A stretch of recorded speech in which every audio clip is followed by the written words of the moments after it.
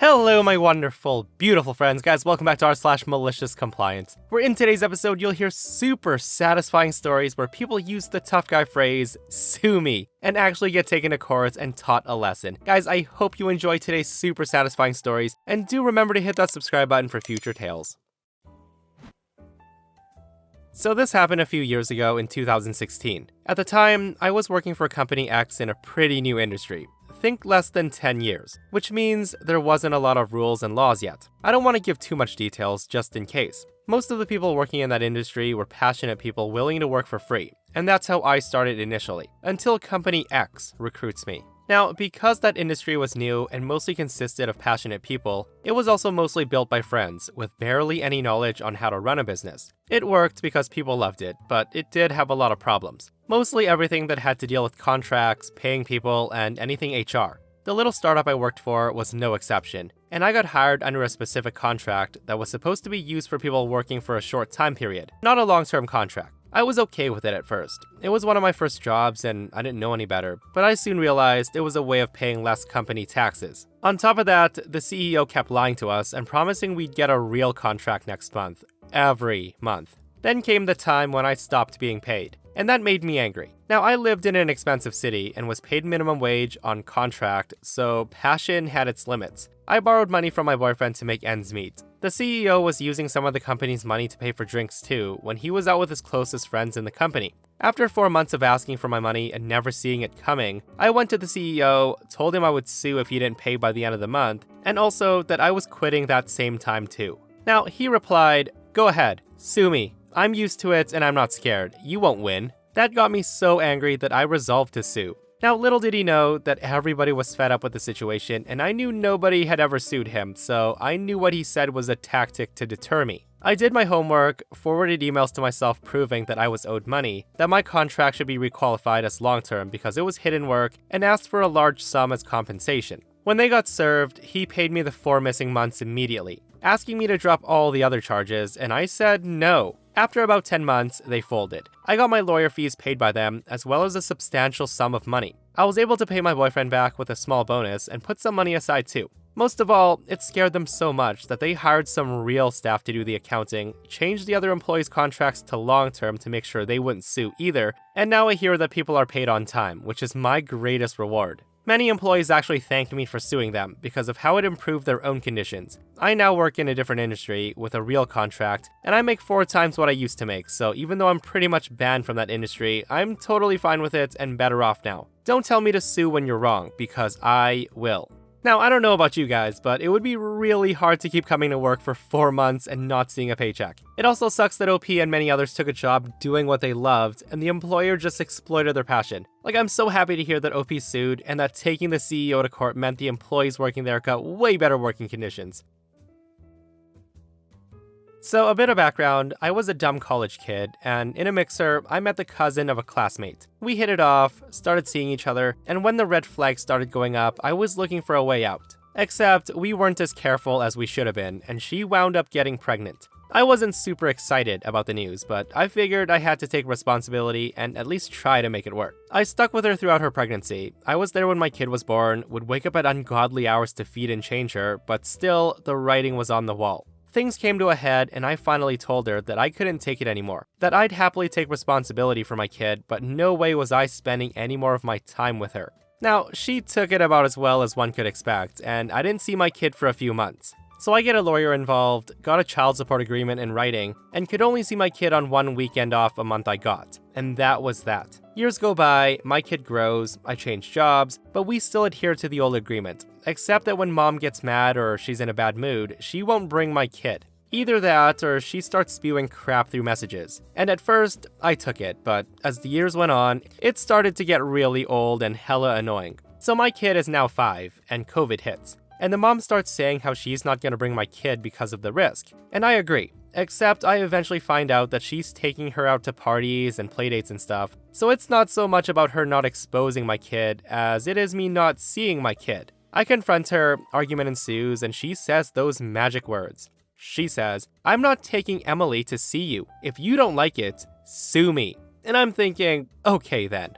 I then get a lawyer who specializes in family matters. And even though in my country it's very difficult to gain custody from the mother, I have a pretty strong case. Mind you, at this point, I didn't want full custody, since her maternal grandparents obviously loved and cared very much for her, and she loved them, and I had no intention of putting her through that, but it could be used as a leverage point. So we go ahead with the custody battle. And her mom just absolutely loses her mind, saying to me how I could do this, why I'm not thinking about our kid, to which I just reply with a screenshot of her telling me to sue her. So during that time the custody battle goes on, my kid's remanded to my care, and her mother cannot take her or visit. And let me tell you all, those months were great. Our relationship definitely got stronger. I got to teach her the alphabet, and yes, she didn't know the alphabet when I saw her. And I got to show her my musical taste, and it was great. The hearings were dragged on, and even though there were screenshots and photos of her being abusive and denying visitation, my lawyer told me it was not likely to go my way.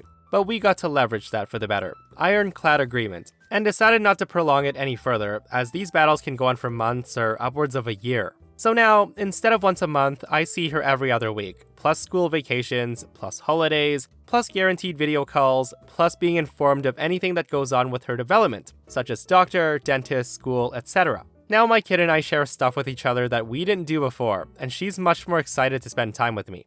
As for her mother, she's much more civil now. She takes great care of what she does and says, and I doubt she'll ever dare me to do anything like that ever again.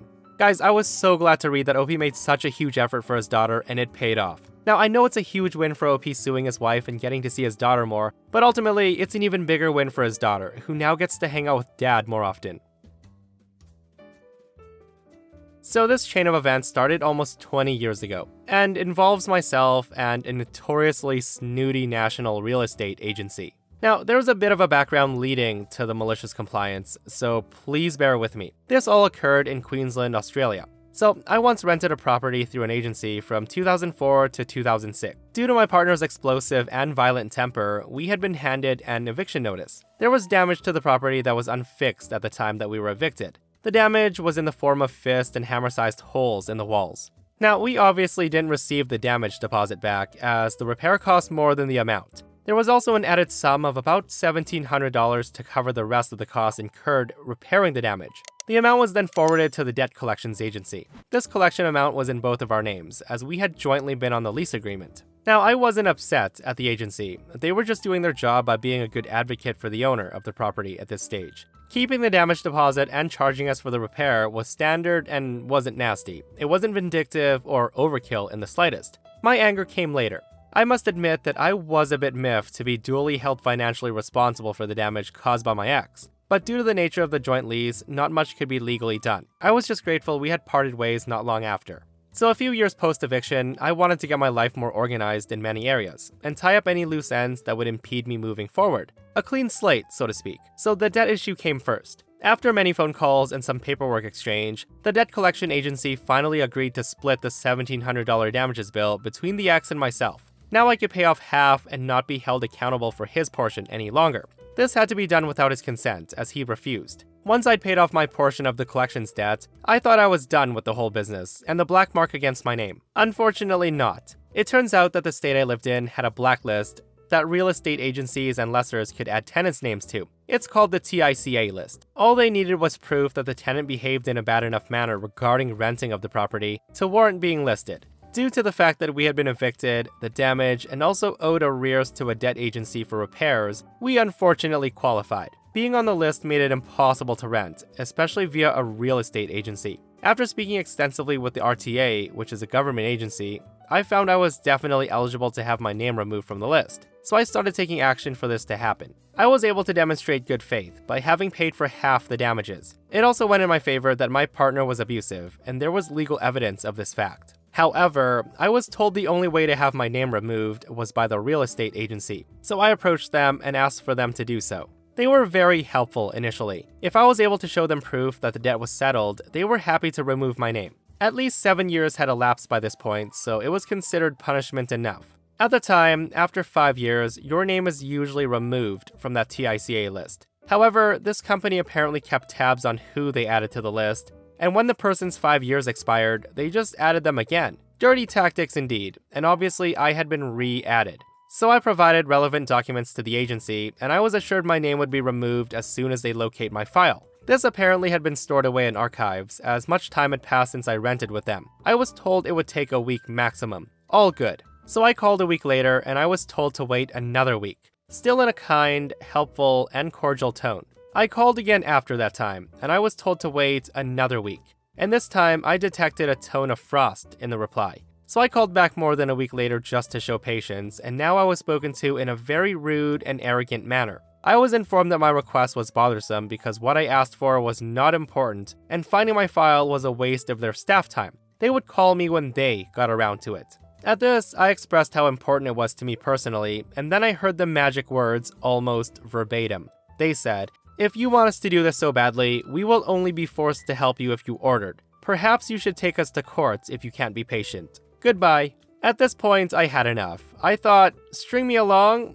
Okay, game on. So I had a feeling this was all done to avoid removing my name, as they had found my file. Also, that they were stalling, and they wanted me to stay blacklisted. But I wasn't backing down without a fight, and so I took their advice. I filed against them to have the matter seen in small claims court. It cost me $35, which would be reimbursed by the agency if I won. I didn't have anything to lose, and I wanted them to know that not all people will hold indefinitely, or continue to be unjustly punished for longer than fair. It was listed to appear in 4 days from filing. As soon as they received the court date paperwork, I was suddenly bombarded with phone calls. How dare I take the agency to court when they were working their hardest to find my file and help me? So doing my best to sound apologetic for taking their advice, I thanked them for the suggestion, as it seemed there would now be a time frame at least for the matter to be dealt with. On the day of court, I had 3 sheets of paper as my sole evidence. A statement showing that the repair bill had been paid and there were no finances outstanding. I also had a statement from the RTA that I was eligible to have my name taken off the TICA list. And lastly, a document stating that it was at the behest of the real estate agency to remove my name, and they had no good reason not to.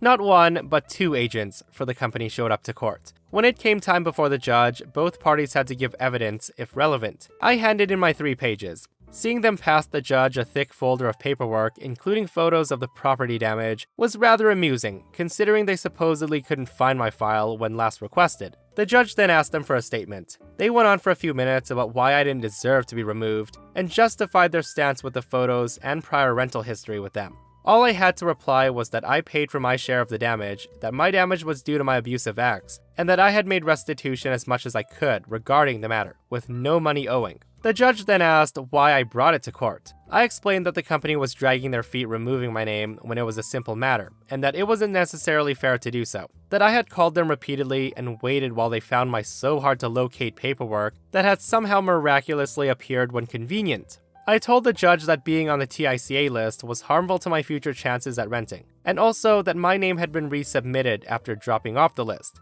The judge asked them why they added my name again, and they stated it was company policy. The judge then expressed agreement with my stance. I had been punished enough, had made financial restitution, and now that my file had been located, I was not to be blacklisted anymore. Case decided in my favor. It was a win. The agency was given 48 hours to submit proof to the court that I was now off the list. Also, they had to pay for the $35 I spent taking them to court. The pair of agents walked out in a huff, and they were on the phone in the hallway immediately after vacating the courtroom. I then floated past them as I was on a justice high. As I got to the lifts, I thanked them for coming, and also thanked their sound advice in recommending court. Also, that I was grateful for the bottle of wine they'd be buying me with the $35 I was to be paid back. The look on their faces was priceless.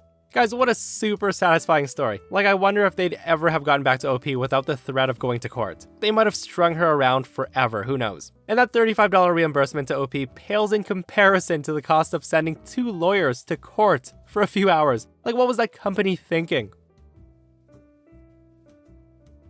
So, back when my wife and I were much more newlywed than we are now, we hired ourselves an architect and went whole hog on having our cozy little dream home designed. While this was being done, we went shopping around for a parcel of land on which to have it built, which went quickly and easily. And we even got a good deal on a half-acre lot that was just far enough back in the sticks for us to be happy, but close enough to our jobs that it wasn't much of a commute. Now, the best part of all was no homeowners association. There weren't any active back then in that area because point blank, it was full of poor people back there. It was dirt poor country types and working poor wage slave types. We made very sure with our lawyer that no previous owner had ever had the title amended to allow for any HOA nonsense as well, because that's a thing some real estate developers like to do. They'll buy up a property, get the title amended to force the membership of that property into a local HOA, and then resell it with that as a new requirement for any prospective buyer to automatically agree to when they sign the title. So flash forward to August of 2019. COVID was just around the corner, but nobody knew yet. My wife and I had since moved to a different location, but retained the property as one of our various rentals. It was our dream home for several years, and we loved that place. Moving was tough. It was a good neighborhood out there, and the folks were very welcoming. Then a company that's totally not named Ryan Homes or anything even similar came in and spent some years buying everything up back there. That got the market going and pressured folks into selling, which worked out for them only too well.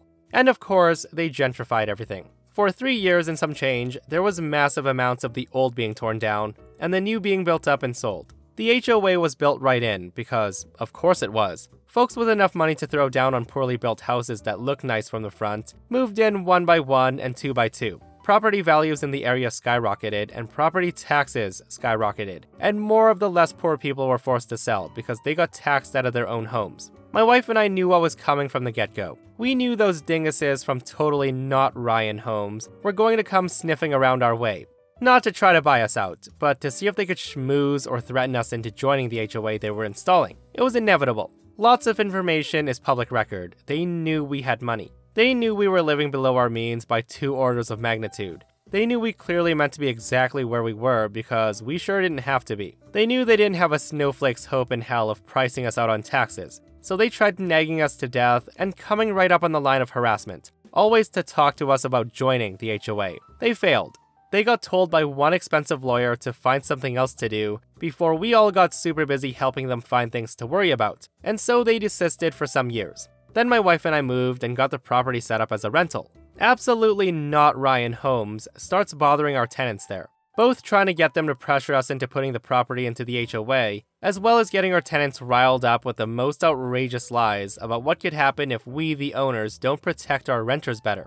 My wife and I were livid after hearing about this crap, so we got a hold of definitely not Ryan Homes to let them know that this was our formal request, that they stop bothering our tenants, and that all further communications would be from our really expensive lawyer. Now, they must have assumed that we were bluffing, or maybe whoever was in charge of thinking that day didn't show up for work, because they just kept right on with their nonsense.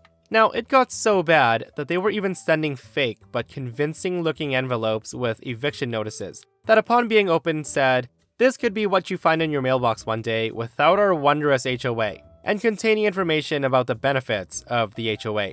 We gathered it all up and got the tenants to talk to our lawyer, and got the police involved to get the ball rolling on harassment investigations. Another formal request to cease and desist was sent to Never Ryan Homes by the very expensive lawyer, which they utterly ignored. I think the guy that was supposed to come to work and think about things quit a long time ago. Maybe he never told anyone, and maybe nobody noticed. Whatever the situation on their end, when my lawyer talked to their lawyer told my lawyer that their client was doing everything legally, and if we wanted to pursue the matter in court, that's what we'd have to do. So we did. Now, I'm not sure what kind of lawyer magic that my lawyer and his fellow legal demons worked on this front, but we were in court for 1 single hour, when my lawyer and their 4 lawyers and the judge had a private talk after the preliminary hearing. Half an hour later, and the lawyers from maybe Ryan Homes comes back to the courtroom, looking like a quartet of cats that had been pissed on. My lawyer takes a seat beside me and says, "They're gonna settle." And I was like, "I didn't think we were that far along into this yet. What happened?" And he said, "Well, they built 51 homes in the county of concern over 2 years. Every single one of them was inspected before close of sale by a real estate agent that never actually got around to getting her home inspector license. And that's how Was It Ryan Homes the whole time paid me 10 grand to not sue them while they got bent over by the county and the state and tag teamed like the new boy with pretty lips in a prison yard." Guys, it sounds to me like not Ryan Homes is gonna be in deep, deep trouble. 51 homes all inspected by someone who didn't have a home inspector license, who signed off on it, is a huge, huge no-no. That 10 grand they paid to OP is gonna seem like peanuts after everything settles in court. And that, my friends, brings us to another end of our /malicious_compliance. Guys, I hope you enjoyed the stories today. If you did, hit that thumbs up. And if you missed the last episode on the channel, an entitled Karen tries to steal OP's wheelchair for her son because his feet hurt. If you guys haven't checked it out, go give it a listen, and myself and Stevie Boy will see you guys in the next one. We love you.